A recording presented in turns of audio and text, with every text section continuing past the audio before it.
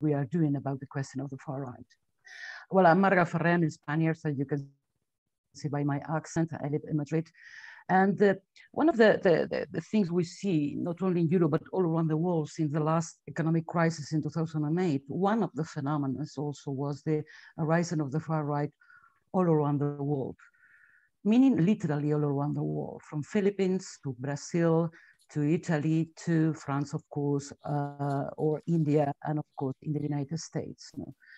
Maybe we can talk later about this question of economic crisis and the rising of the far right all around the world, which is really very important, and particularly in Europe, because even our guests are all of them Americans. I just wanted to stress that the question of the far right in Europe is really a challenge, not only for the left, but for the whole democracy. In our continent, we see that the far right is governing some countries like Poland and Hungary, and they are very strong in France or in Italy, even in the richest countries, Finland or Denmark or Germany, of course, or et je pense aussi à d'autres pays comme l'Autriche, l'Allemagne, la Finlande, même l'Espagne. Et eh bien, elle informe également le discours politique comme le discours médiatique. Il y a des débats au sein de l'extrême droite dans lesquels la question de Trump et du Trumpisme est absolument essentielle. Et je pense que pour nous, il est important de nous poser la question, pas seulement dans les aspects culturels, mais ce qui s'est passé aux États-Unis, bien sûr, a une influence sur le reste du monde et sur l'Europe. Analytica or Steve Bannon, who really influenced some elections like the Brexit in Great Britain. Nevertheless, we see here like the far right, not only the left, are looking for America and the US, what happened there, what kind of analysis they can take from the quest, so from the 4 years of Donald Trump and the question of Trumpism. So in order to talk about this, we invite these excellent three speakers we have today from, of course, the other side of the Atlantic, the US. So the first one is Matthew N. Lyons, which is an historian, I think, and a writer and activist, and one of the two books I found in internet very interesting about this question. One is called The Right-Wing Populism in America, which I would love to read, by the way, because it sounds really quite interesting. And the other one is Insurgent Supremacist, the US far right challenges the state and the empire, which is also a concept I would like to talk to you, Matthew. So Matthew is going to give us through different questions, like a theoretical framework of what Trump or Trumpism, more than Donald Trump, means today. And after that, we can go with Christian Hernandez, who is a member of Democratic Socialists of America. We would love to see her experience under Donald Trump administration, but at the same time, the political analysis of the progressive forces in the US.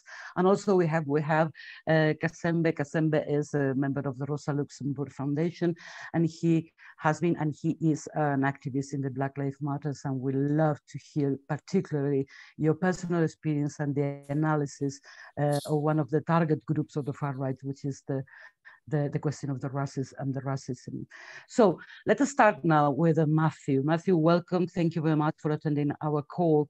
And let us start of this word, Trumpism. What means Trumpism? No, it's something different from the traditional far right.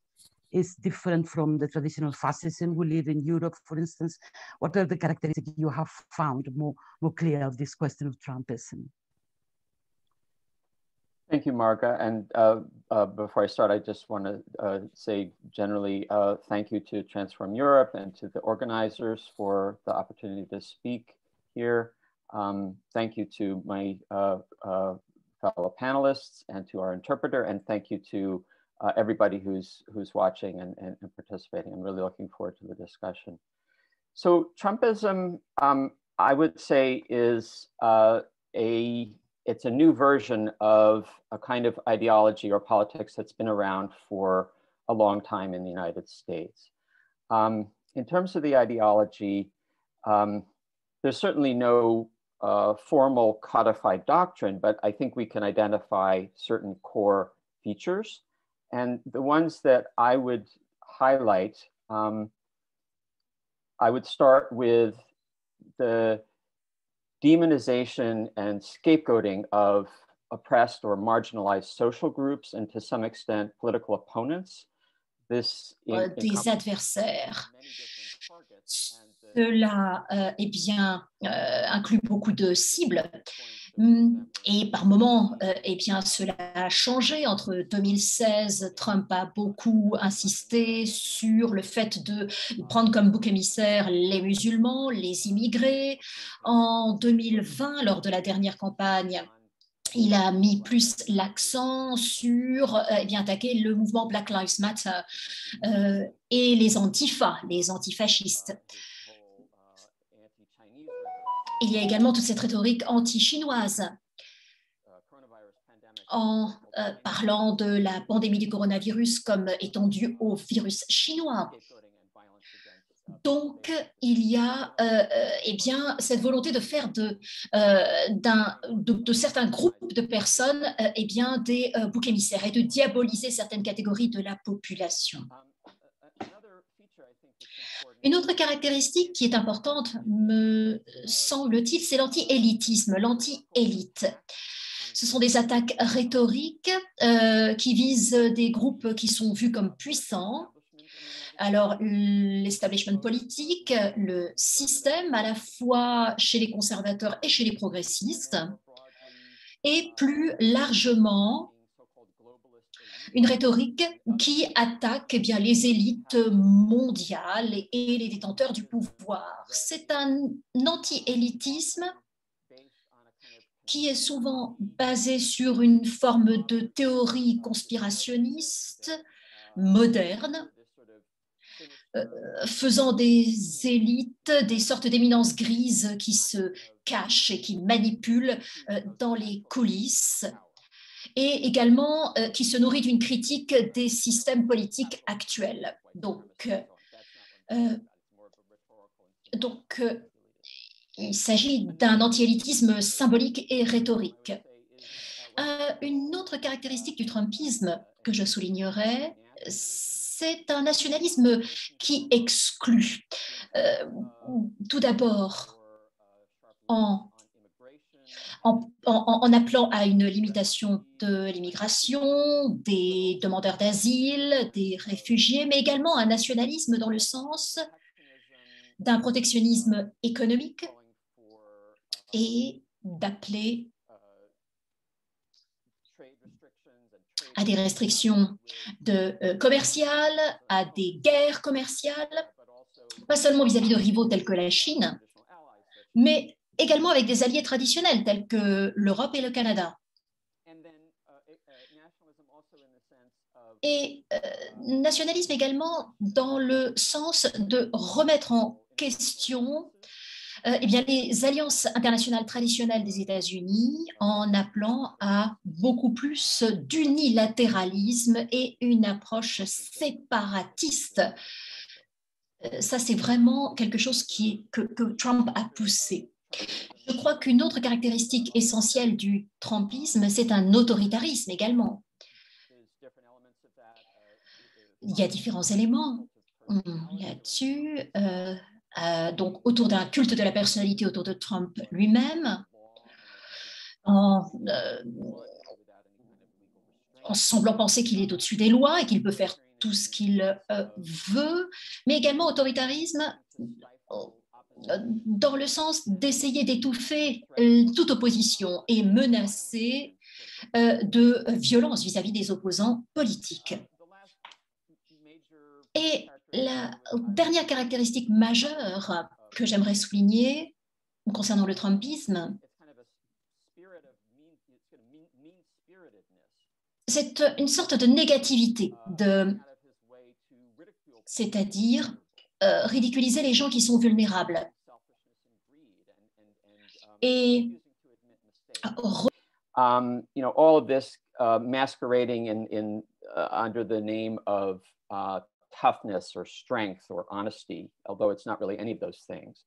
And these are features that are partly based in Trump's personality, but they also reflect characteristics that we've seen in other right-wing figures over the years. So he didn't introduce them himself. So I think there are other elements that we could explore, but I would highlight those in terms of sort of a quick ideological summary of Trumpism. Mm-hmm. But do you think, Matthew, that this characterization you have done about Donald Trump administration is something like an evolution of the conservative of the Republican Party from the conservative world, or is it a way of far right, a new way of far right in America? What do you think about it? There is a connection between the Tea Party or former part of the Republican Party, or something new? Well, I would say that it is partly based in an evolution of within the Republican Party and more broadly within the overall party system in the United States, because I think Democrats have also contributed in certain ways to the development of Trumpism. But there's also something distinctively new, and there's definitely a relationship with the far right that is important. And I want to start by clarifying the term far right, because it's used in different ways. And it's often used in ways that I think are just pretty vague, or either, or just rather complicated. So I have a specific way that I use the term far right when I'm talking about the United States that people may or may not agree with my definition, but hopefully it's helpful for at least delineating the different forces and so on. When I'm talking about the United States in the modern period, I use far right to highlight two elements. First of all, is the notion that human or social inequality is something that is natural or inevitable or desirable. And secondly, a rejection of the legitimacy of the existing political system. And so a couple of things about this. I mean, first of all, in my view, far right ideology or far right politics cuts across different ideological lines. I mean, often people think of it primarily in terms of a focus on race or ethnicity. And that's certainly an important part of the picture. But I think you can have far right forces that focus on other forms of dominance, whether that's based on gender and sexuality, or based on religion or other features. And we see that in the United States. And then another thing is that, in my view, the far right is a type of politics that has a contradictory relationship with the established order. On the one side, it's a kind of politics that is about bolstering and intensifying systems of oppression or exclusion against various social groups. And you can have, again, this would be a different focus depending on the particular branch of the far right. But it's also about challenging or trying to overturn other aspects of the established order. And often that is based on a notion that the established political system is not defending the traditional hierarchies adequately enough. It has failed to do its job of protecting the people who should be on top. But that kind of double-edged politics, I think, is something that gets lost, but it's very important for understanding what seem like sometimes contradictory dimensions of the far right. So in terms of Trump's relationship with the far right, again, I think this is something that's very central to understanding his politics, but it's also something that's changed over the course of his political project over the past 4 or 5 years, since he first started his presidential campaign in 2015, 2016. And then through the present. In the 2016 presidential campaign, Trump very quickly developed a very close symbiotic relationship with organized far-right forces, and in the sense of kind of mutual benefit, where on the one hand, Trump was echoing and promoting aspects of far-right ideology and helping to give them a much bigger audience and platform. And they, in turn, helped him to advance his political goals and very directly helped him to succeed in the campaign by attacking his opponents, first within the Republican Party and then his Democratic opponent. And this kind of mutual benefit, this kind of symbiosis between Trump and the organized far right is something that we had not seen in previous elections. None of his predecessors as a major political candidate had operated in this way. But it's something that continued to play out throughout his administration.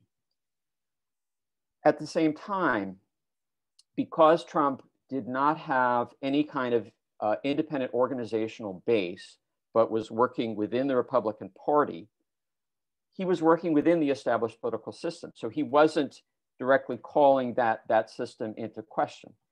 And his presidential administration represented, in my view, a coalition, an unstable coalition between people who were ideologically committed to his politics and people who were just more kind of regular conservatives, regular members of the political establishment.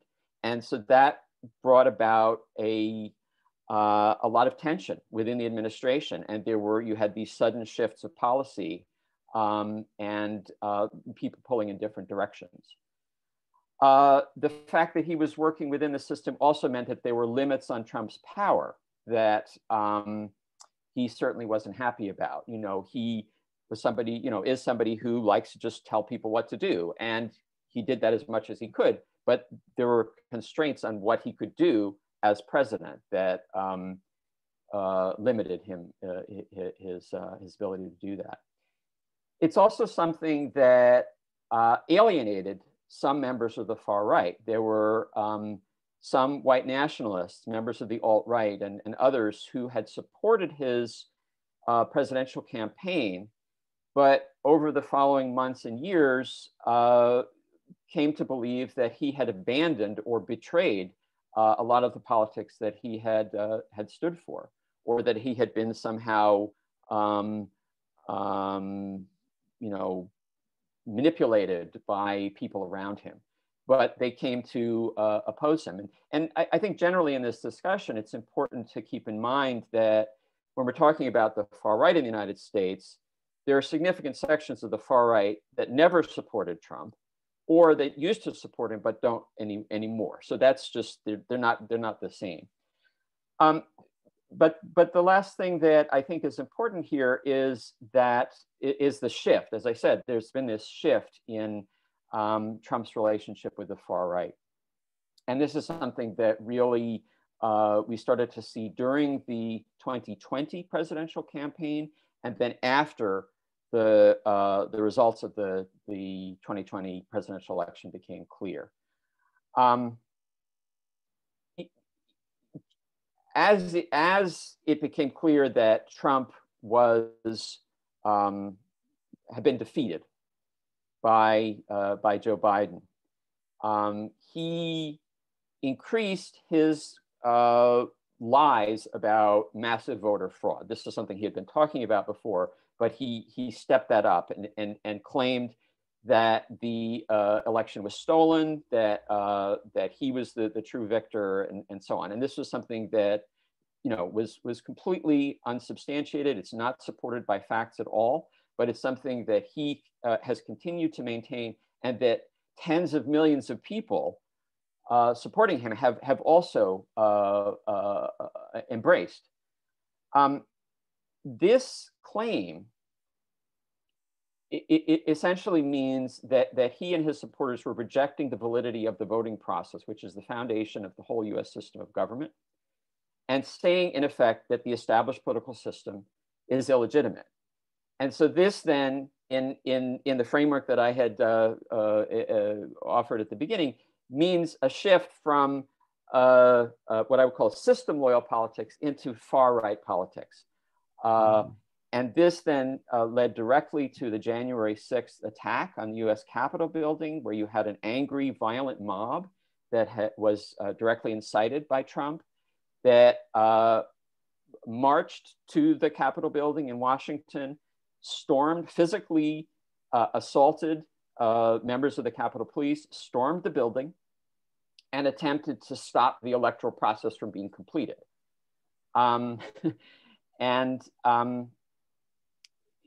You know, so this then, it's something that is completely unprecedented in terms of, you know, no previous defeated US president had ever behaved in anything like this. And there had really been it had been something that had been difficult to imagine previously, I think.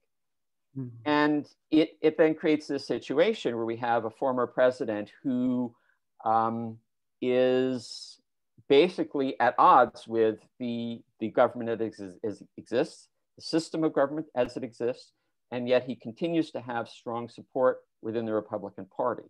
So there's a real crisis that it's not clear how that's going to unfold, but there's a crisis within the Republican Party and to the right of the Republican Party.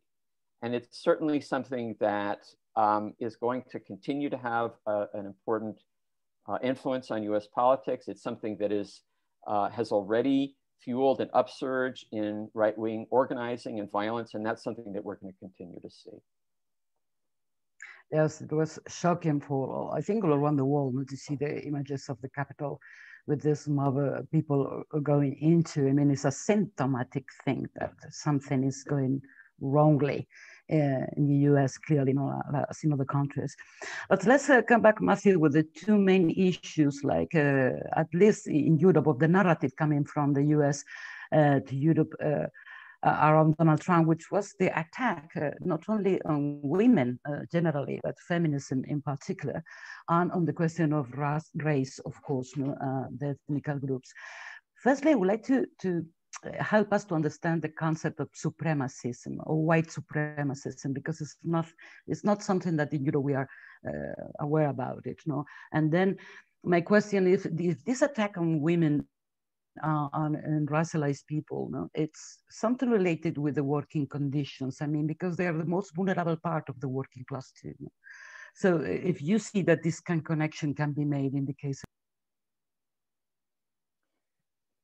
Sure. So let me talk about the term supremacism first. I think it's a relatively new word, at least something it's fairly recent as something that's widely used.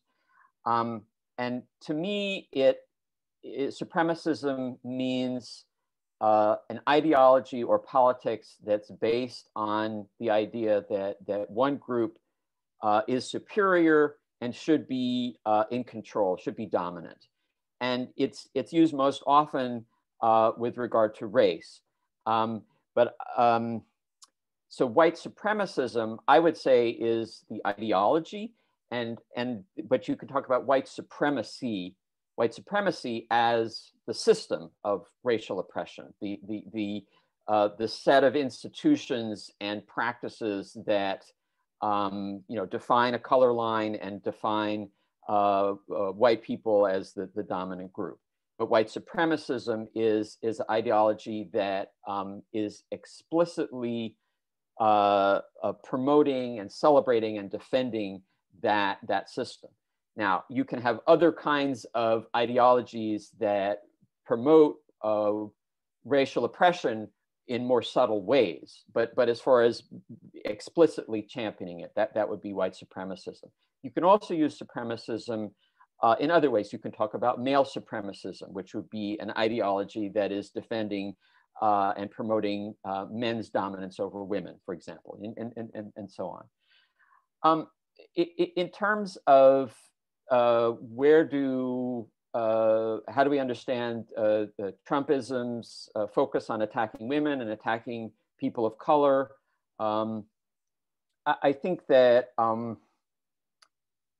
you know, there's several different things here. I mean, this is, first of all, not new. It's something that in one form or another has been a central part of US society, you know, from the beginning, because US society has always been based on the dominance of some groups over others, and racial oppression and patriarchy have always been integral to the US social order in the US, as in, you know, many other parts of the world, unfortunately.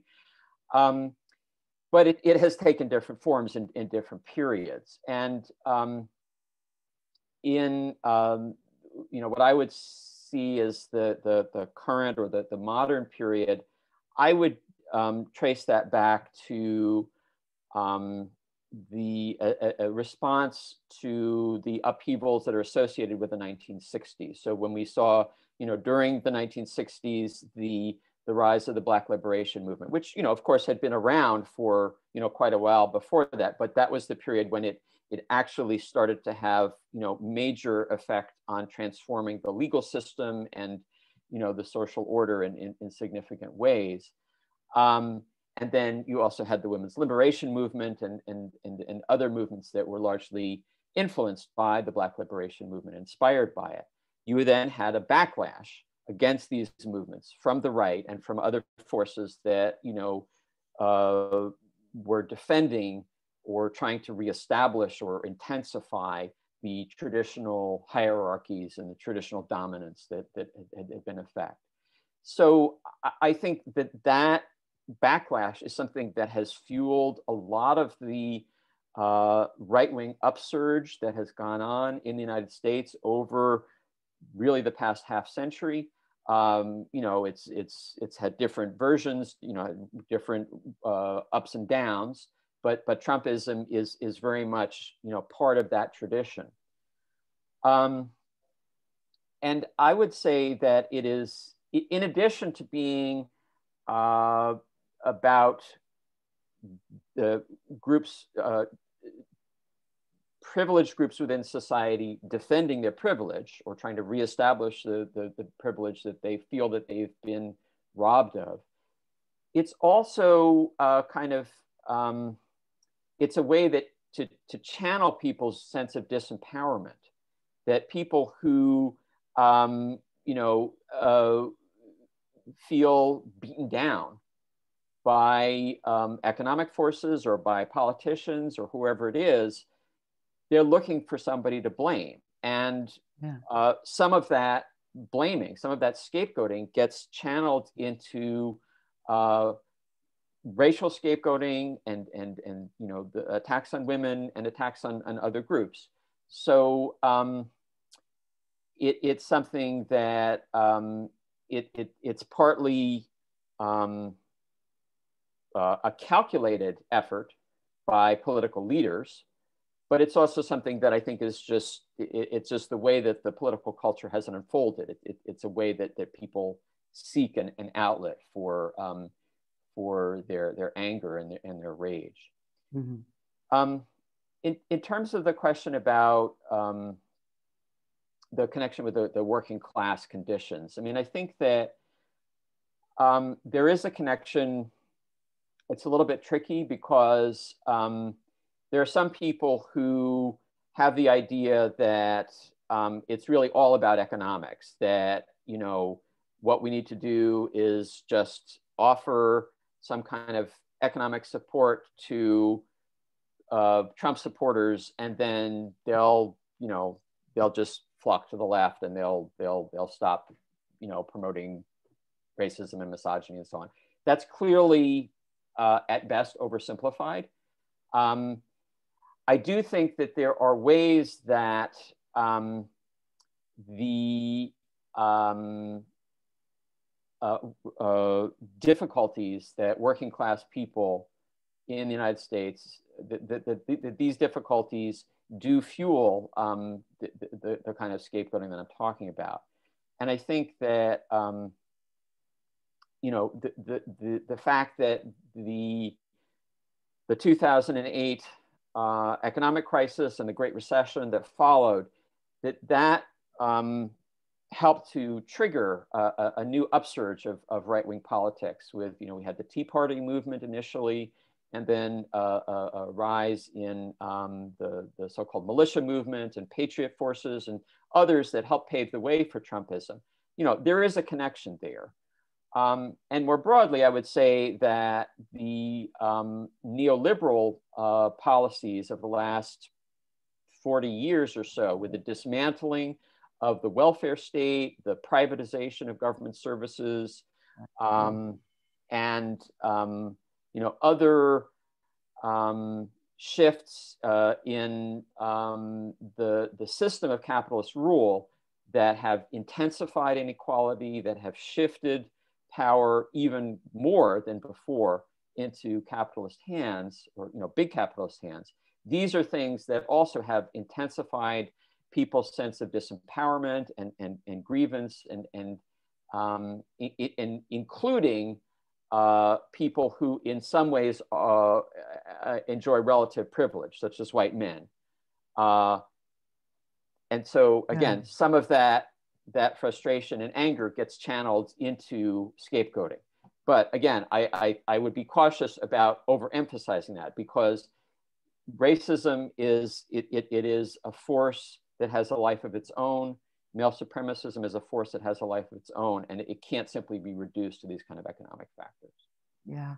So let me go to the final question for you, Matthew, before going to with Justine Gasembe, which is, how much the people in Europe were surprised with the 72 million Americans voting for Donald Trump.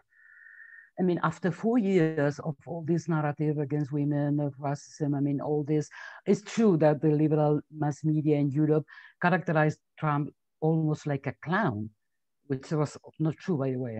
It's like a way of not taking it serious because of the extravagant things he used to say, but there was something behind, clearly, because my question is, why, if not? After 4 years of Donald Trump, 72 million people voted for him. So what do you think? Yeah, and this was, he actually increased the number of votes by I think it was 11 million. He got 11 million more votes in 2020 than he got in 2016. I think clearly the kind of scapegoating and rhetorical anti-elitism and mean-spiritedness that Trump was offering was something that continued to appeal to people. So that's part of it. I think part of it here is that the Democrats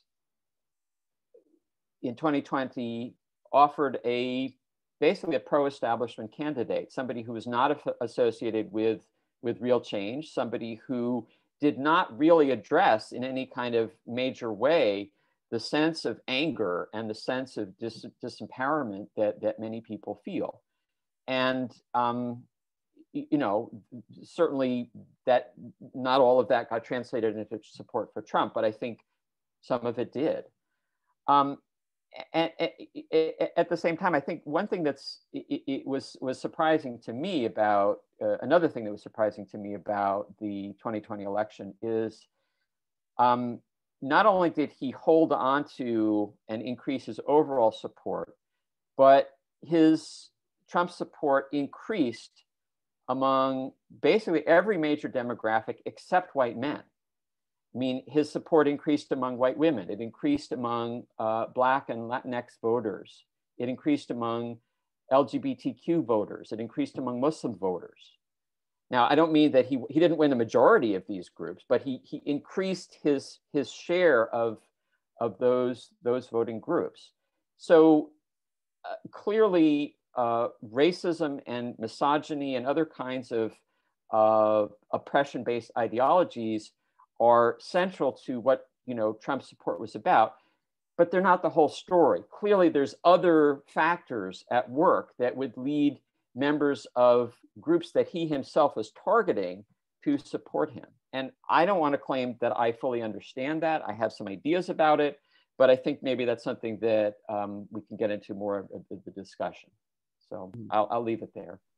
Thank you very much, Matthew. Thank you for all this framework about what Donald Trump meant. So let's come back to Christian Hernandez first. Christian is a member of Democratic Socialists of America. So I guess that you as a woman, of course, as a politician too, lived this year under, I don't know, political activism against something that is really very strange, these direct attacks. So my question for you too, firstly, how do you personally live these years, and not only the years of Donald Trump, but also this comeback of the far right in US? And secondly, how important do you think the role of the mass media were in the spreading these terrible messages made by Donald Trump? Yeah, hello everyone. Good, it's morning still here, so just waking up, but glad to be having this conversation. I mean, it sometimes the Trump administration in general feels like a blur.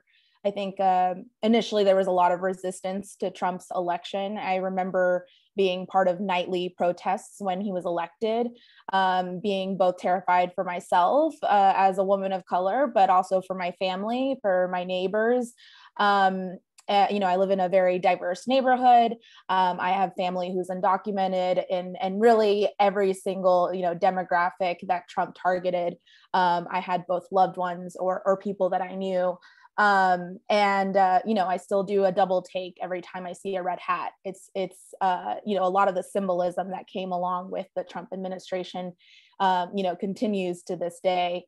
And particularly because I live in Texas, which, not only has a very vibrant, if you will, presence of white nationalism. I think a lot of the, big names on the far right in some way or another are tied to Texas, in particular Dallas, where I'm from. Richard Spencer, for example, and Alex Jones is in Austin constantly, so it's just like a lot of these figures both had roots here, or looking at even maybe more respectable names like Ted Cruz. So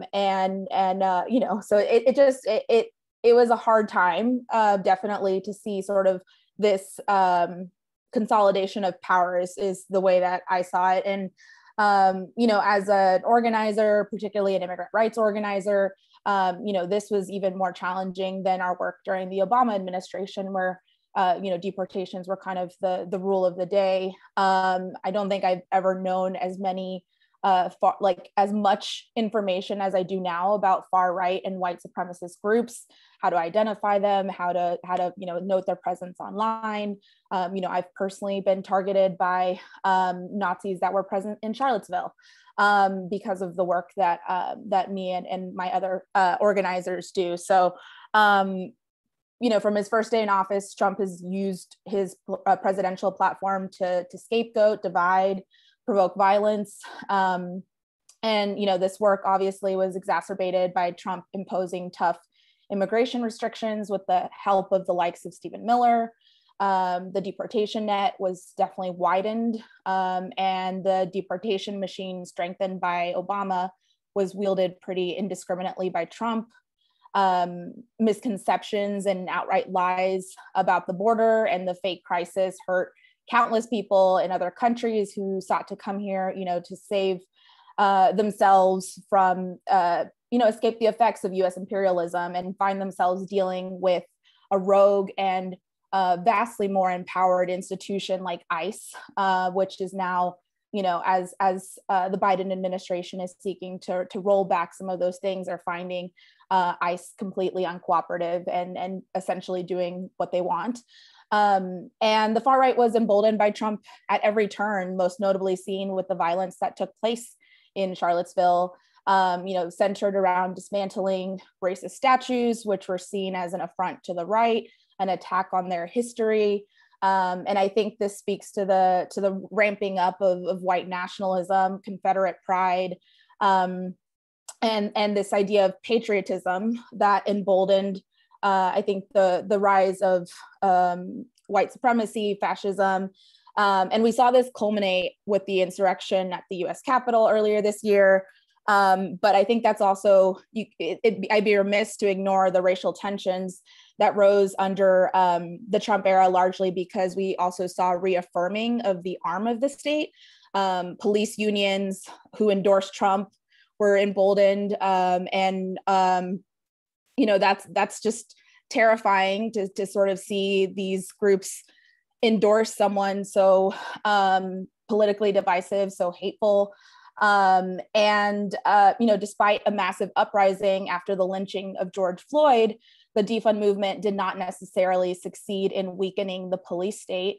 And in some places, in particular in Dallas as well, there was this idea that, the police were defunded, when in actuality, our local police department's budget increased by $8 million.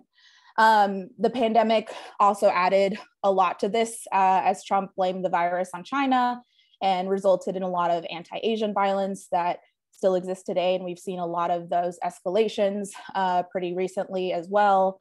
And I think we saw somewhat of a popular front come together for the general election. With the defeat of Trump as president, there were a lot of folks who saw the inauguration as sort of the end of the Trump era. But I think many of the characteristics that make up the Trump era, distrust of the press, of science, particularly with the vaccine rollout, racial scapegoating, and a challenging of the few democratic institutions that we have in this country have continued. And I do think that the media, largely from the jump, played such a huge role in that. After the insurrection, after impeachment, Twitter was like, okay, we've had enough now. Let's deplatform Trump. And to me, I'm like, this is 4 years too late. And we saw during the election the way that the sensationalism of the way that Trump went about his election. I think there was like an overemphasis on his characteristics as being someone who was larger, as someone who, liked his steak well done, just like these little things that were sort of made this a spectacle and really downplayed, I think, the reality of the type of messaging that was being, both the undertones of that, but also explicitly like what was resonating with a lot of these groups that would end up carrying out a lot of the violence towards the specific groups that were being named. And all of this while the Democrats proved to have no real political will to be an oppositional force, to not provide an alternative. And I think with, a lot of these folks that are really susceptible to the far right and to this radicalization of predominantly young white men, I think a lot of that was because the Democrats as an institution, aren't speaking to this, the entire groups of people. There's a lot of condescension with the way that politics are carried out. And so, when there's folks who are looking for some type of political home, and I do think that, feeling disenfranchised, feeling looked over, feeling resentful, that, this idea, I think, of privilege is really challenging for folks who are struggling, who are living paycheck to paycheck, thinking, how could I be privileged when I can barely afford rent? And so I think just like not really understanding how that works and like the class interests that exist were really hard for a lot of folks who were drawn to the far right and to these groups, to these, somewhat organized groups. I think really the only reason that we were able to push back against them relatively successfully is that they are also very, very factional and end up, sort of doing this infighting that made it easier for us to, not deal with this like really unified front. But I think that was also something that we were looking at as organizers, is ensuring that these groups didn't come together and really proved to be a force to be reckoned with. But, regardless, I think that the other thing, the media really demonized being anti-fascist, which was a weird concept for me personally. But, seeing Antifa as this both organized group and rather than an ideology, rather than a commitment to combating white nationalism, and the way that the media really ran with it, the way that any sort of violence was seen as, oh, this is the Antifa agenda, sort of the demonization and characterization of Antifa as just like these really destructive and secretive groups that were somehow very well funded, rather than them just being like everyday people. And, you know, I think there's a really good book, Alerta by Patrick Strickland, where he talks about anti-fascism and like the forces of anti-fascism actually in Europe, and how the nature of who is actually considered an anti-fascist. You know, you have folks who are older, you know, there's an older woman, a grandmother, if you will, who goes around taking down white supremacist stickers in her neighborhood, and a dad who is online doxing these individuals. And so I think for us, that was also something we wanted to do with our organizing, and in the course of the campaigns that we were enacting, was saying like, everyone can be an anti-fascist and should be an anti-fascist. And this is like something that we need to commit to, both in the Trump administration, but also as we continue, because you know, I'm under no means think that this is over, or that the forces that were at play during the Trump administration aren't sort of just lying dormant, or, you know, under the covers of you know, the different roles. They've sort of just taken a backseat, but acknowledging a lot of these folks, especially a lot of the folks that were at the Capitol, for instance, and on January 6th, they weren't just, you know, sort of poor white folks. These were business folks. A lot of them were in Dallas. A lot of them have the class interest of making sure that, you know, there's a protection of the Capitol estate, as you will. And so I think as we sort of navigate these different crises,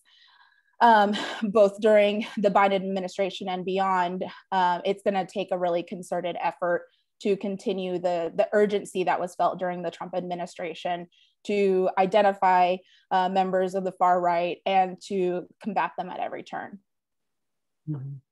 Thank you, Christian. We're going to come back to you soon, but I would like to go to Kasembe Balagun now because of the same question. Kasembe, you have been part of the Black Lives movement, of course, but how, personally speaking, how did you feel under this huge attack on the racialized people or Black people, on one hand, and on the second hand, this idea of how Christian said, how easy is to polarize with them because they are so provocative, so insulting, that this polarization we see in the US, particularly with the riots this summer, with the movement. So what has been your experience, and what is your sensation of this question of the polarization and the question of the race in the US today? First and foremost, I want to send a large solidarity greeting to all my comrades in Europe, my dear sister Christine in Texas, my brother Matthew in Philadelphia, and all the wonderful people who put this program together. I'm taking about 10 pages of notes right now, and I don't feel I have much more to offer than the other people have said, but I'll just simply say this, right? Geographically, I am located in New York City. New York is considered a quote-unquote a blue state. It's considered deeply democratic. It's considered deeply progressive. We have the highest amount of trade unionists than any other state in the country outside of, and actually comparable to Canada in terms of number of trade unions per capita. Yet and still, Donald Trump came from New York City, right? He came from New York City. He came from New York, right? He came from the real estate class. His ability to gain wealth and capital was due to redlining and discrimination of Black people from fair housing in New York City, and actually encouraging of white mobs, of preventing the integration of white neighborhoods in New York City, along with his father. During the 1980s, when I grew up in New York, there was a case of the Central Park Five, which was a case of 5 Black youth who were accused of raping a white woman. And Donald Trump took out ads in the New York, in the New York Times and New York Post and Daily News, saying that these Black kids who are 14, 15, 16 years old should be executed, right? And so this is the New York City that I grew up in the shadow of this, right? You know, and Donald Trump was responsible for this. And so when we talk about Trump and Trumpism, we're talking like the brother Matthew Lyon said, we're talking about a 40-year trajectory through the 80s, right? This is nothing new, right? During when there was a coalition that was able to elect Obama to office as the first Black president in 2008, Trump's reaction was to question his citizenship, right? And you know, and say that maybe he was not born in the United States. And this has been at the core of not just only Trump, but the Republican Party for the past close to 40 years, to attack the rights of Black people, in particular as citizens, right? And so what you have in the Republican Party is folks who are never happy with the result of the Civil War. They were never happy with the result of the Civil Rights Black Power movement. They were never happy with the results of the lesbian, gay, transgender movement. They were never happy with the women's movement, right? And every single step of the way, they've tried to knock off and take off any type of rights that the Black people and other oppressed minorities have had in this country, right? And so specifically for me, that means there's always a call to question my citizenship, my right to be here. In the United States, we have birthright citizenship. That means if you're born in the soil of the United States, you're guaranteed the right of citizenship. They want to take that away. And if you take that as an extension, right, what they're doing at the border in Texas, what they're doing in New Mexico, what they're doing all over the country, is they're trying to define who gets to be a citizen, who doesn't get to be a citizen.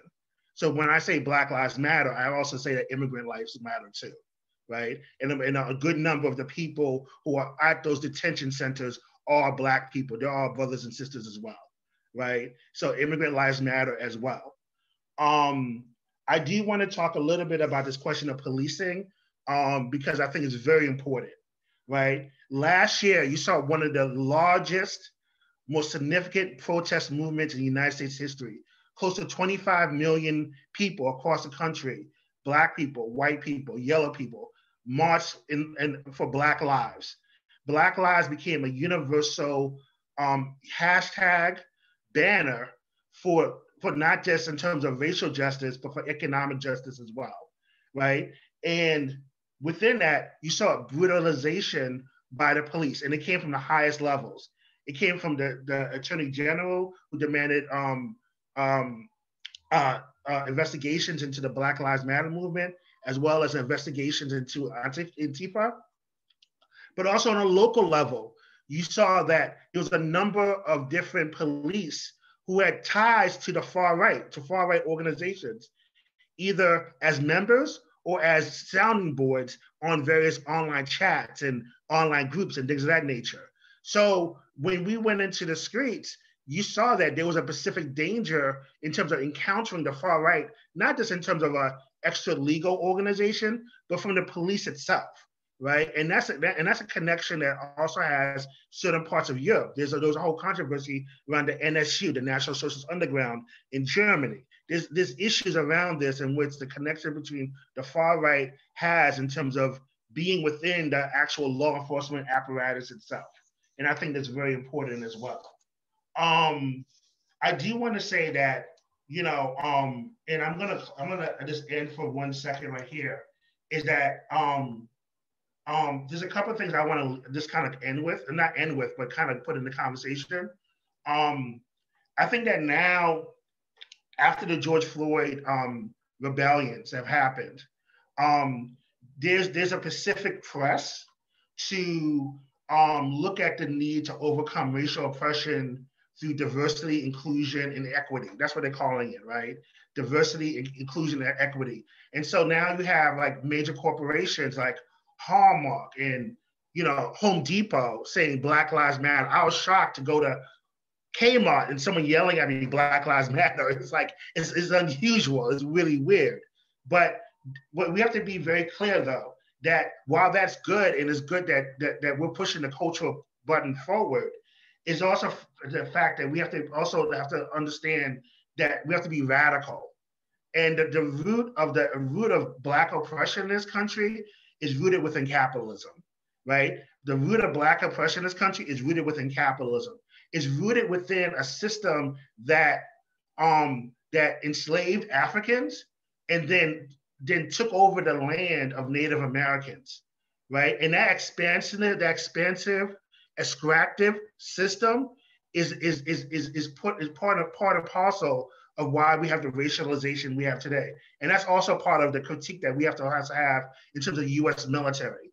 Because in the South, the US military plays a large role in terms of the cultural production and ideas in terms of what goes on in our cities, you know? And so when we're talking about places like Atlanta or Charleston, South Carolina, or in the Deep South, they're dominated by military, insurance, information, tech, and hospitals, right? And so when the situation happened with the Asian brothers and sisters who got killed in Atlanta in the anti-Asian violence, it was a part of also the reconsideration of this new racial majority that's coming into being, that's inclusive of Latinos and Asians and also Black folks as well. And I'll talk more about that in a few seconds. You wouldn't need me to clarify that stuff like that. But what I would say is this. The last thing I'll say, and I end right here, is that, we talk a lot about what we need to do. I think that, we need to talk about economics, but we also need to talk about vision.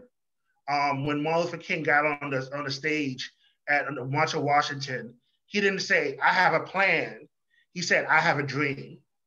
Yeah. Right. And so he talked about, and the thing that he said afterwards, he talked about the commons. He talked about things that we hold in common. He talked about mountains and rivers. He connected it back to nature, right? And so what we need to do is think about how we connect back to nature. How do we connect back to a rootedness to the soil, to the sense of ourselves that's not extractive, that's really together and putting it together. So again, I'm deeply thankful to all of you because this is a start of that togetherness. I never imagined I'd be speaking in France. In the legacy of my brother James Baldwin or my brother Richard Wright, who I adore as Black intellectuals who went to Paris to escape U.S. racism. But this is big for me, and so I'm thankful for you, and I'm thankful to my brothers and sisters on panels and all that. And I'll take some, and I'll continue talking right now. Right on. All power to the people. Mm-hmm. We are thanking to you, Cassandra, for your words.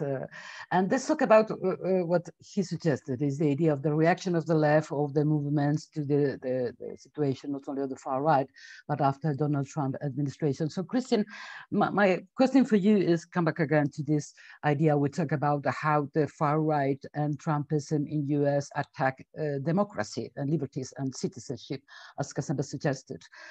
So how, had been and it is a reaction on behalf of your party, the Democratic Socialists, and also your perspective on the Democratic Party, because clearly, it's really very important to see how this debate is inside the Democratic Party in order to overcome the situation created by Donald Trump, don't you think?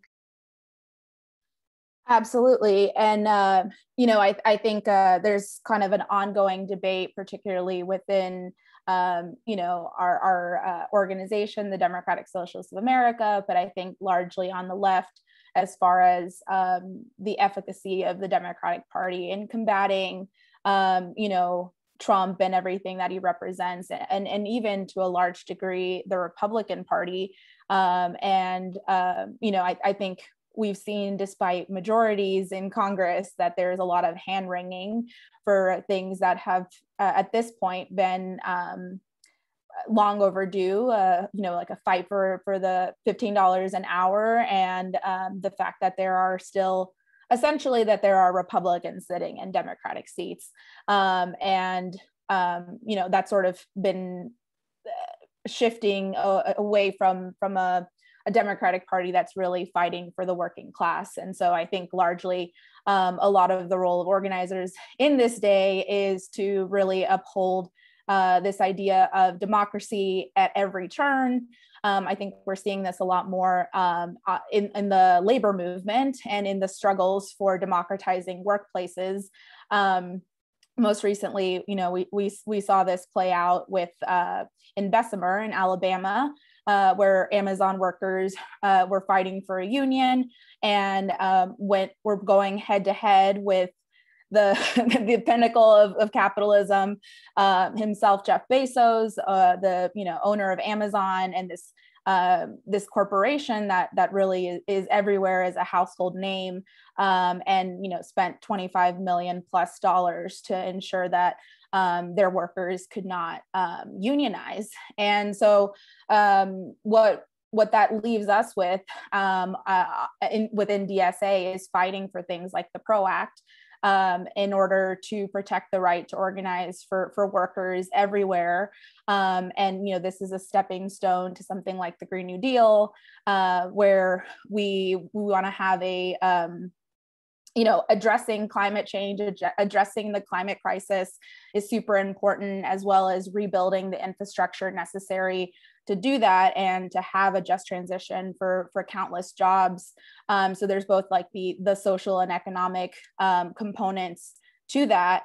And also just, the future of humanity in general. And so I think that's something that, as much as I'd like to see Democrats championing for these causes, there's really a lot of effort. Soutiennent cette cause, mais je crois que il nous revient à nous de défendre ces causes. Et alors, l'administration Biden a pris un certain nombre d'engagements mais nous pouvons déjà anticiper un certain nombre de revirements parce on va blâmer la bureaucratie et dire que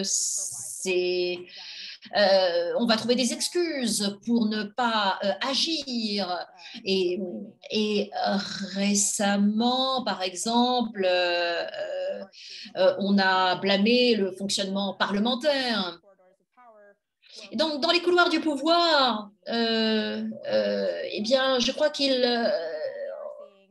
on voit peu de gens qui disent qu'il faut vraiment nous battre pour les classes populaires. Le peu de personnes que j'ai entendues se battre en ces termes, c'était Bernie Sanders et Cory Bush.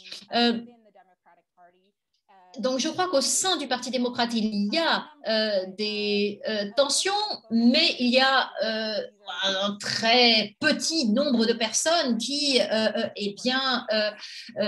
disent qu'il faut maintenant plus que jamais nous battre pour les droits des classes populaires. Et in the Democratic Party, largely by... Et il faut reconnaître le fait qu'il y a encore un grand degré de confiance dans le Parti démocrate aux États-Unis.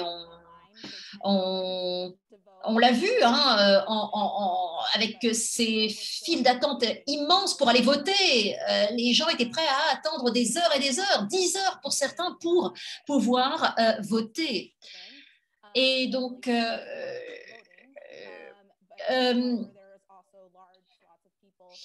Donc, je pense qu'il y a encore une confiance, mais il y a aussi beaucoup de gens qui ne votent pas. Au Texas, on dit souvent qu'on est un État qui ne vote pas. Il y a beaucoup de désillusions et il y a beaucoup de gens qui, en fait, ne peuvent pas exercer leur droit de vote. Et tout ce qui a été fait pour mettre des bâtons dans les roues aux Noirs, par exemple, pour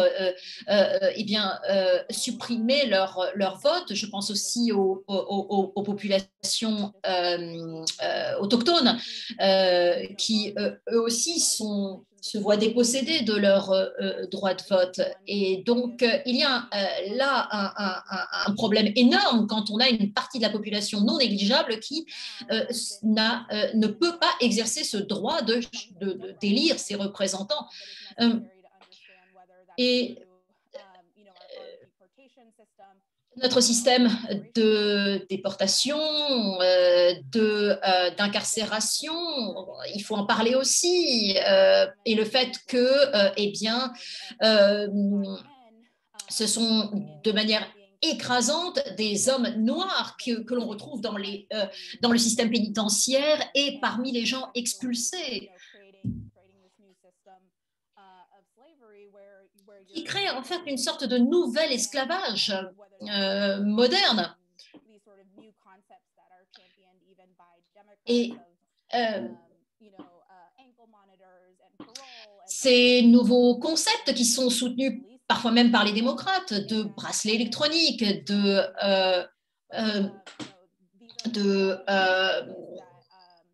libération. Party is complicit in undermining and disenfranchising Black voters, brown voters, and you know, that's all completely to the aside from the attack on immigrants.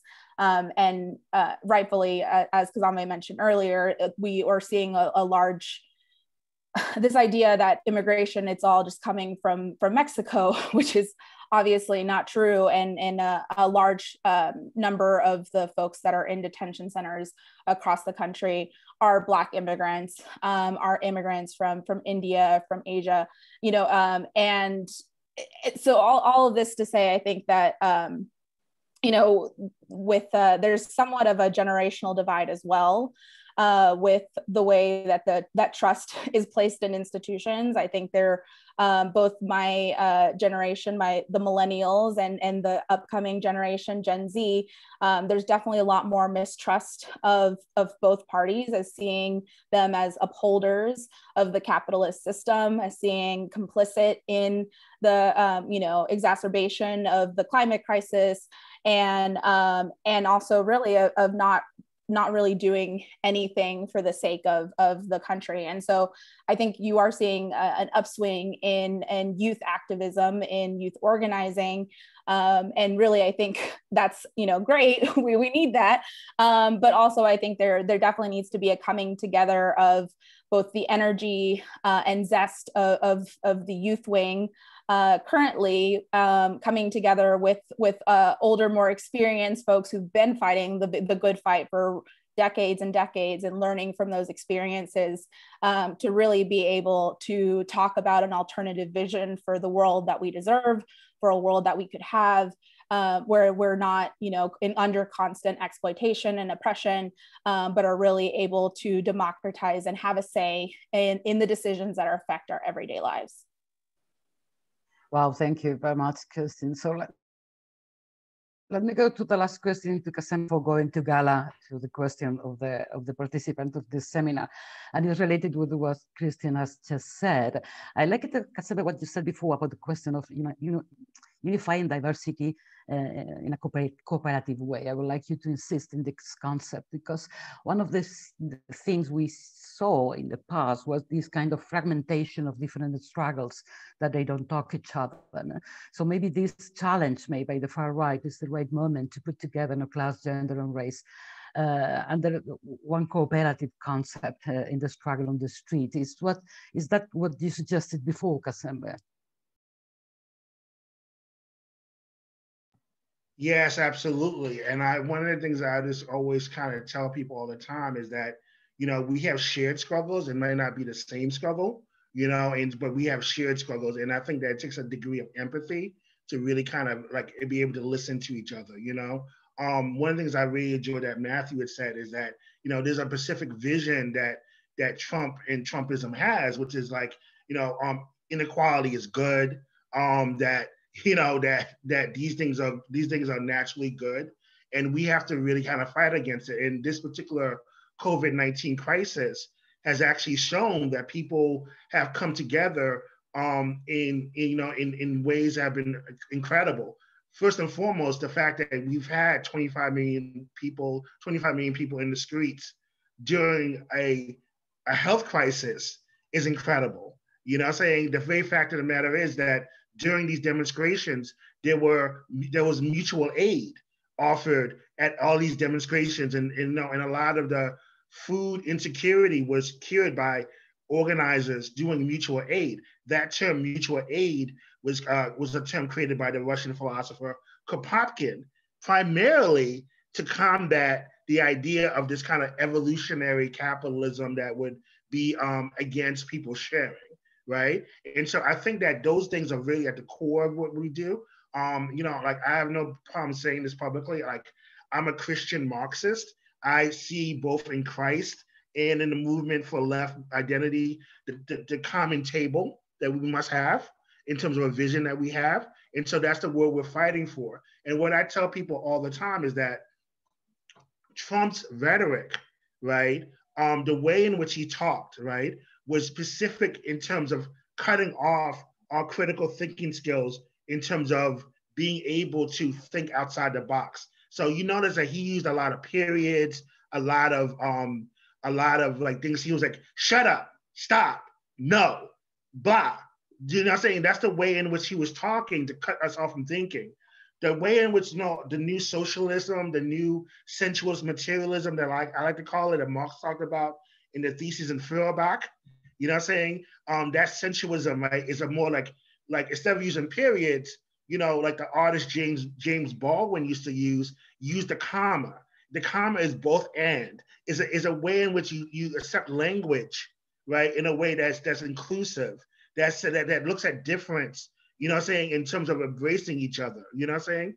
And this is the thing that the Republicans want us to fear, is a fear of humanity.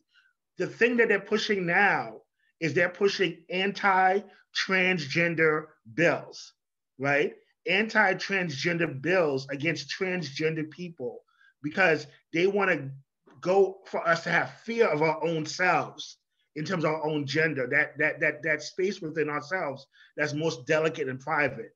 And they're pulling that out to have us be in fear of this. And so they want to reimagine themselves in this 21st century as this anti-trans party. But that's why we say that, you know, we have to be able to block that, right? Because we shouldn't be afraid of ourselves. We shouldn't be afraid of the other people. We shouldn't be afraid of that which is deep within ourselves. That's important, right? And that's the work of the left right now, in addition to the work of economics, because the way that racism operates in the United States, it's about economic exploitation, social exclusion, which is like, you know, voting, as my sister Christina talked about, and personal degradation. You know what I'm saying? And the degradation of your person. And any movement that we have to engage all three. Social re-engagement, meaning not just in terms of voting, but being able to be part of civic organizations like unions, bowling leagues, softball leagues, whatever you want to talk about. Economic support, which is also meaning the building of cooperatives and learning how to work together. But the last one is personal, aggrandizement, the creation of the person, the creation of a new person. And because so many people have been so defeated by the images and the things that they've seen. And when they encounter us, right, as a left, you know what I'm saying? We have an ability to teach them to be bigger than they ever was, right? That the world is huge. You know what I'm saying? That there are people in France fighting. There are people in Portugal fighting. There are people in Africa fighting. They were part of people in Brazil. You know what I'm saying? And we saw that during the Black Lives Matter movement, that people took the term Black Lives Matter in the Philippines, in Hungary, in Amsterdam, in Germany, all over the world, right? To really do that work. So I think that that's something in which we have to really kind of invest in. And some people say that it might be a little bit too idealistic, but let me tell you something, honey, 2020 taught us that anything's possible, okay? So like all the stuff that we went through says that anything that we can want to have and to dream for, we can fight for. And I think that that's something that we should have to just do all the time. And again, I'm thankful for the time and for the ability to share. With thanks to you, and particularly with this beautiful world, because of course everything is possible. So I give the floor to Gala to see if there's some questions coming for the members of this seminar. So Gala, please, can you take the floor? Yes, sure. Thank you all for the very great discussions. We have a question to Kazembe. A participant would like to hear more about the economical, political, and cultural role of the military that you mentioned. Could you explain more? Absolutely. And I'm hoping my brother Matthew or my sister Christina can help me with some of the numbers. But what I was talking about is a very fact of the matter is that the U.S. military is the largest, I believe, budget item, I believe, in the United States, right? And so, and not only is it the largest budget item, but it's the largest polluter in the United States. You know what I'm saying? Giving off emissions and gases and things of that nature. And then just culturally too, they have an outsized role in terms of a lot of towns in the South, you know, in terms of like, you know, in the Northeast. I mean, so you have places that are like, you know, they're like next to military bases, and you know, they have they have a very you know, outsized role in terms of being the provider of jobs and also being creating the political life. One way I can even answer that too is that just culturally, like I myself, I'm a cultural historian. Football, right? American football, you know, not the soccer, the American football, right? Is huge, you know, and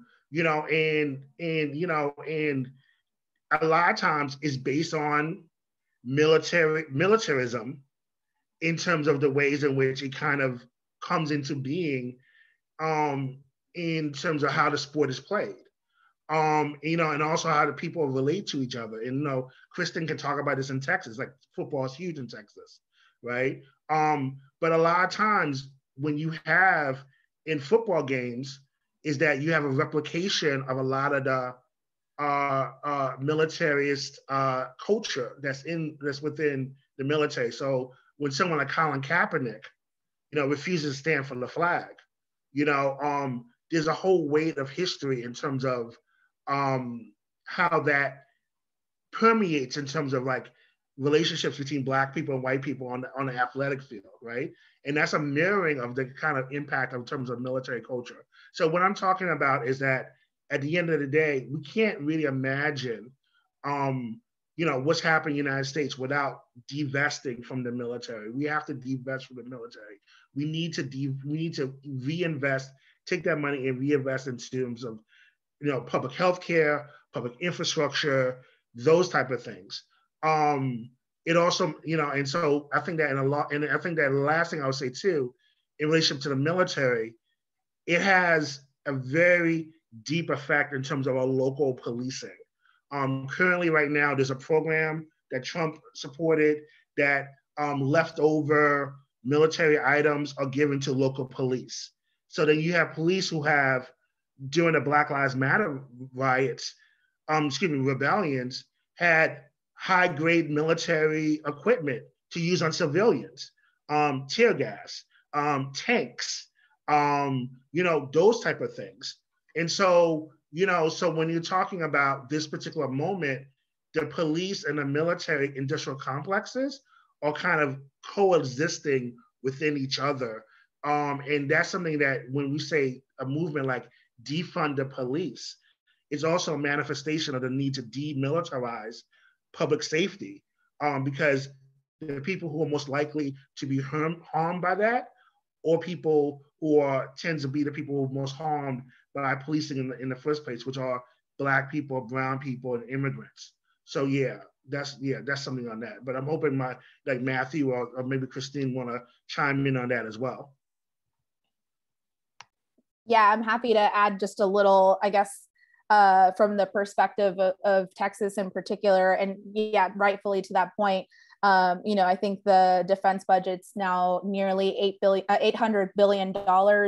And I think I was just reading the other day on Twitter that, you know, if we took away the budget of the Pentagon, you know, the Pentagon being the largest perpetrator of climate change, you know, we'd be a lot better off and would be able to provide a lot of these basic services that so many people, including a lot of veterans, go without, in particular with healthcare. And I think, you know, there is a idea And I think a lot of this has to do with the concept of dignity, that going into certain roles are more dignified for the working class. And I think because there's a constant disenfranchisement of the working class, there's this constant like degradation of the working class, there are there's a will to be seen with dignity, to be valued as a person. And I do think that tends to lead to people looking for occupations that are seen as dignified. And I think a lot of that pushes people to join the military, to become a police officer, because there's a certain like heroic nature. And I think that's completely, permeated the culture, particularly in Texas, where I'm from. But I think also, obviously, the evils of militarism, create more of that disposability when it comes to the system of capitalism. It lends to this idea of the othering, depending on whatever country we're going to war with, and continues this idea that war is profitable, and that we must continue this by all means. And I think when it comes to policing, there is also this intersection that's super important when it comes to like the different fights that we fight. And I think is why a culture of solidarity is crucial to being able to continue this fight at a larger scale. Because, for instance, one of the first events that really radicalized me into becoming an organizer had to do with the murder of Philando Castile. And that was, there was a huge protest in Dallas in July of 2017 that ended up with the death of 5 police officers. And that was sort of like the narrative at the time was focused on those 5 deaths. But what a lot of people didn't really think about was the fact that it was also the first time that the Dallas Police Department used a robot to kill someone. And, that's completely frightening that they don't even have to be around and can use this like escalation of technology and the violence that it can be capable of, because this person was, there's no, it was like judge, jury, and executioner all in one, right? There was no due process, there was no fair trial, nothing. And, that's completely frightful, but also the suspect in question was someone who had a military background. And so that's not something that we can ignore. And I think also for me personally, I was very involved with the efforts at Standing Rock, both traveled to Standing Rock to be there in solidarity, but also because the CEO of the Dakota Access Pipeline is headquartered in Dallas. So, we often refer to Dallas as the head of the Black Snake. And, also we have other pipelines, other fights that happened and are continuing to happen in Texas in particular. And the tear gas that was used against, water protectors, where we really saw this escalation of the fact that the police were going to do whatever it took to protect Capitol, which is what they were doing when they were going, all out and bringing in reinforcements to protect this pipeline against people using water cannons and tear gas. That same tear gas is made by a manufacturer that used the tear gas that was used in Ferguson. And that same tear gas was also used at the border against people seeking, refuge, asylum seekers, and these migrant caravans that were driven here because of imperialism and the U.S. military presence in other countries. And so, even just these like really important connections, it's super important for organizers to be able to highlight and show people like why this is such a not to make it seem like all consuming or all powerful or exacerbate our feelings of powerlessness, but to see that there is a capitalist class and a working class, and to have folks understand themselves as agents of the working class and who is actually the ones that are perpetrating this oppression and this exploitation at pretty much every turn. Matthew, would you like to add something? Just very quickly, I would add that the US military has also had a significant role in fueling the far right. couple of years ago, the historian Kathleen Belew published a book called Bring the War Home, which is a study of the history of the white nationalist underground over the last 30 years or so, 40 years. And she emphasizes the role that military veterans, particularly Vietnam War veterans, but also veterans of the Iraq War and later US wars, have played in as leaders within the white nationalist underground and related forces. Now, obviously, this doesn't mean that, you know, the typical military veteran or war veteran becomes a white nationalist or something like that. But there is a connection that the ideology and also the skills and the training that the military upholds, and the kinds of white supremacist practices that are, you know, at the heart of a lot of what the military does around the world, that these, in some cases, get translated into white nationalist violence and organizing and terrorism within the US. Thank you. Thank you.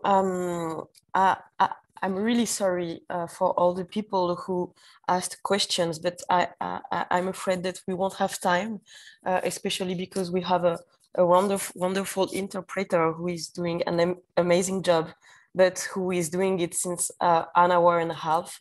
And I really don't want to keep her too long. So I want to thank every one of you. I believe it was a very heartwarming discussion. I was very happy to share this vibe with you. I'm very happy. So thank you so much. Maybe Marga, you would like to add something?